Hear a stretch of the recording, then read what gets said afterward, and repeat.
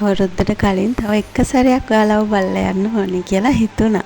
ඉතින් ඒක නිසායි ආවේ. ඔච්චර දවසක් ගෙවල් වල වැඩ කරලා වැඩ ඉවරයි කියලා හිතන් හිටියට තාම ඉවර නෑ නේද? අද තමයි වැඩ වැඩිම දවස. එහෙම නේද? ඉතින් අපේ ජීවිතේ හස්බන්ඩ්ටයි මටයි විශේෂ දවසක් පහ වුණා. ඉතින් ගොඩක් දෙනෙක් දන්නවා ඇති මම පෝස්ට් එකක් දාලා තිබුණානේ. ඉතින් අපිට විශ් කරපු ඔයාලා හැමෝටම ගොඩාක් ස්තුතියි. ආදරෙයි හැමෝටම. උදේ ගෙදර වැඩ ටික ඉවර කරලා අපි දෙන්න අද එළියට බැස්සේ විශේෂ වැඩ ටිකක් කරගන්න. ඇත්තටම කියනවා නම් අපි දෙන්න දැන් ලොකු ප්‍රශ්නකට මුහුණ දීලා ඉන්නේ. මොකද ගෙදර හදන වැඩ අපි දෙන්න අතින් කෙරෙන හැම දෙයක්ම දැන් කරලා ඉවරයි. දැන් තියෙන්නේ අපිට ස්ලැබ් එක දාගන්න. ඉතින් ඒකත් අපි දෙන්නට කරන්න පුළුවන් ගොඩාක් දුරට. හැබැයි වෙලා තියෙන්නේ ඒකට අවශ්‍ය බඩු අපි ගාව නැහැ. ඉතින් මේ ටිකේ පුළුවන් තරම් හැම තැනම හස්බන්ඩ් හෙව්වා ඒකට අවශ්‍ය දේවල් අඩුවට ගන්න. මොකද ඉතින් ලොකු වියදමක් දරන්න බෑනේ අපිට මේ වෙලාවේ.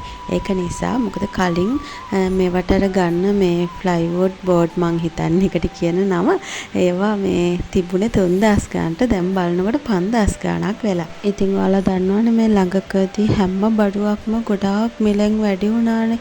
මොකද පෙට්‍රල් ඩීසල් වල ප්‍රශ්න ඒවත් එක්කම හැම බඩුවක්ම ගණන් ගියා. ඉතින් ඒක නිසා ගොඩාක් දුරට අපි බලාපොරොත්තු වියදමට වැඩිය වියදමක් දැන් මේ හැම දෙයකටම යනවා. ඉතින් ඒක නිසා තමයි අපි ගොඩාක් මේ අඩු දැන් බල ඇවිදින්නේ.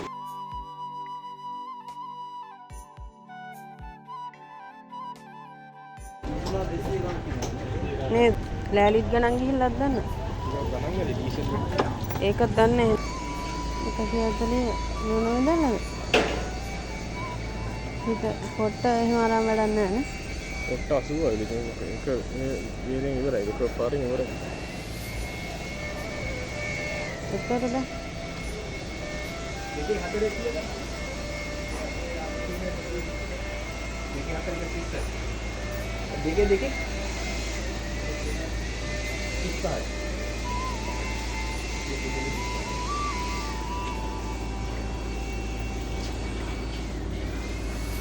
ඒ මුක්කු වලද ගා කියන්නේ?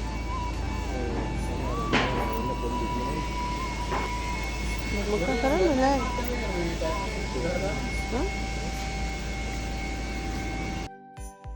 සැටලින් ගහන්න බෝඩ් එක එතකොට යකඩ ප්ලේට් තියෙනවා. එතකොට තව ගොඩක් දේවල් තියෙනවා. ඔය හැම එකක්ම අපි බැලුවා.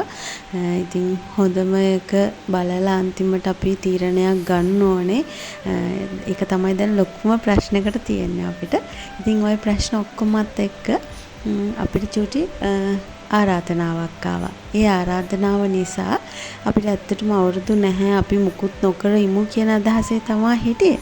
මේ ආරාධනාවත් එක්ක ඔක්කොම දේවල් චුට්ටක් වෙනස් වුණා. ඒක නිසා ඔක්කොම පැත්තක දාලා ඇඳුම් ගන්න යන් කියලා ගියා. එනදා අවුරුද්දට ගන්න තරම් නම් ගත්තේ නැහැ. ගොඩාක් ඉතින් සල්ලි පරිමහගෙන අපි කට්ටියටම ඇඳුම් ගත්තා. අන්තිමේදී ඉතින් අපිට ඇඳුම් ගන්න ගියාම ඇඳුම් නැහැනේ කොච්චර තිබුණත් ඩමිස් වල තියෙන ඒවත් අන්තිමට ගලවලා ගන්න උනා.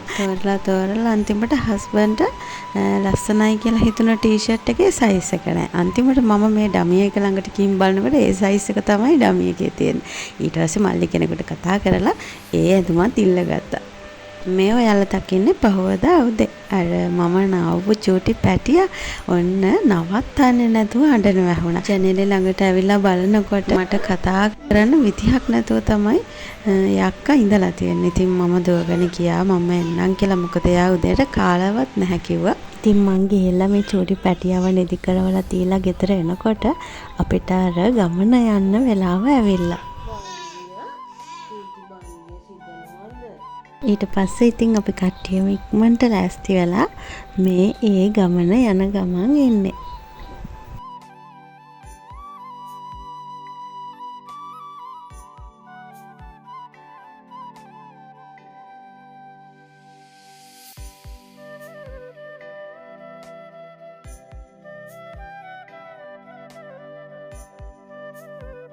ඉතින් යනවා කිව්වට කොහෙද යන්නේ කාගෙන්ද අපිට ආරාධනාව ලැබුණේ කියලා ඔයාලට කියන්න බැරි වුණානේ.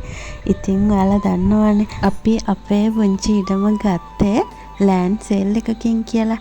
ඉතින් මම මගෙන් ප්‍රයිවට් මැසේජ් දාලා ආපු අයට නම් ඒව ගැන විස්තර කිව්වා. ඔයාලා කවුරුත් අහලා ඇතිනේ ජානක බෝගොල්ලාගම කියලා. ඉතින් අන්න ඒ ලෑන්ඩ් සේල් එකෙන් තමයි අපි අපේ පුංචි ඉඩම ගත්තේ. ඉතින් ඒගොල්ලෝ අපිට අවුරුද්දට පුංචි ආරාධනාවක් තමයි මේ කරේ.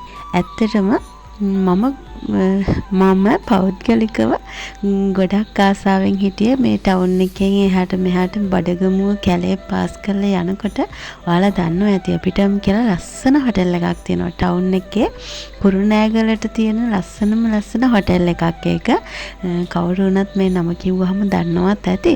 ඉතින් ඔතනින් යන ගමන් මම මේකේ ඇතුළ බලන්න ලොකු ආසාවක් තිබුණා. රැට එහෙම මෙතනින් යනකොට අනිවාර්යෙන් මේ හොටෙල් එක දිහා තමයි බලාගෙන යන්නේ. ඒ තරම් ලස්සනයි ලයිට් එහෙම දාලා. ඉතින් මේ හොටෙල් එකට තමයි අපිට එන්න කියලා ආරාධනා කරේ. ඉතින් දවල් කෑමට තමයි එන්න කිව්වේ. ඉතින් ඇත්තටම කනවටත් වඩා මට මේ හොටෙල් එකට යන්න තමයි ආසාව තිබුණේ. ජීවිතේ කවදා හරි අපේ වෙඩින් එකෙන් පස්සේ අපි ගොඩක් වෙලාවට හොටෙල්ස් වල එහෙම ගිහින් නතර වෙලා ඉඳලා නැහැ. ඉතින් ලොකු ආසාවක් තියෙනවා මේ වගේ හොඳ හොටෙල් එකක අපි කට්ටියම ගිහින් නතර වෙලා ඉඳලා එන්න.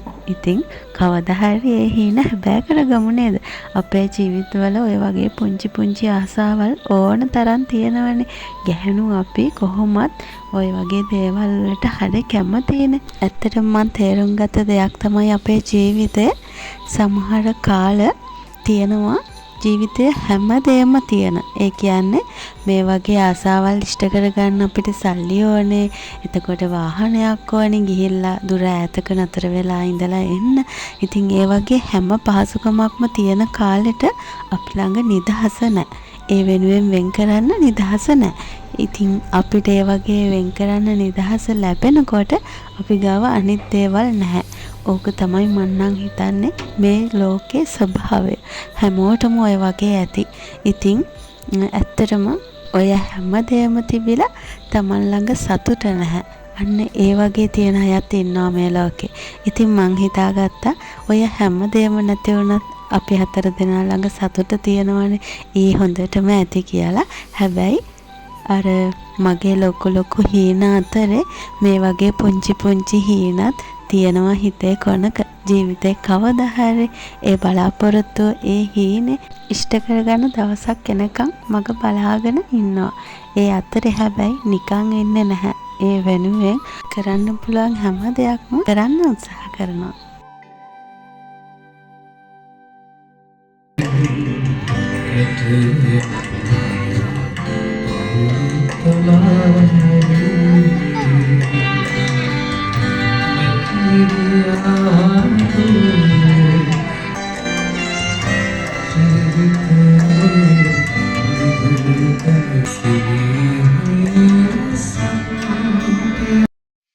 මේ වෙලාවේ මගේ දෝලා දෙන්න ඇත්තටම මෙතන ඉඳගෙන හිටියට මෙතන නෙවෙයි යාළගේ හිත තියෙන්නේ.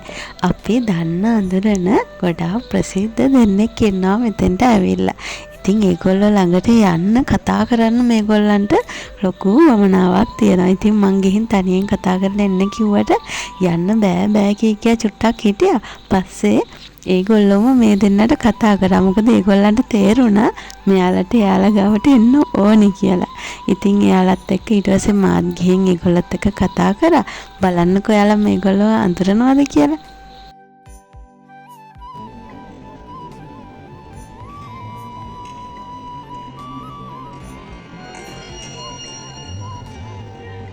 ඉතින් ඔයාලා අනිවාර්යෙන් මේ දෙන්න අඳුරනවා වෙන්න ඕනේ. නිම්නන් ඉසුරු කියලා TikTok වල FB එකේ එතකොට YouTube එකේ ඉන්නවා මේගොල්ලෝ. ඉතින් හරියම නිහතමානී දෙන්නෙක් ඇත්තට මාත් ඒගොල්ලන්ගේ වීඩියෝස් බලලා තියෙනවා. හැබැයි අද තමයි මේ විදිහට ළඟ ඉඳන් කතා කරේ. එතකොට තමයි ඇත්තටම මේ දෙන්න මොන වගේ දෙන්නෙක්ද කියලා දැනගන්න පුළුවන් වුණේ. මම ඒගොල්ලන්ගෙන් විශේෂ දෙයක් දැක්කා. ඇත්තට මේගොල්ලෝ ගොඩක් ප්‍රසිද්ධයි. දැන් හැමෝගෙම ආදරය ලැබෙනවා. තියෙනවා. හැමතැනටම ඉන්වයිට් කරලා තියෙනවා. ඔයාලා දැකලා ඇතිනේ.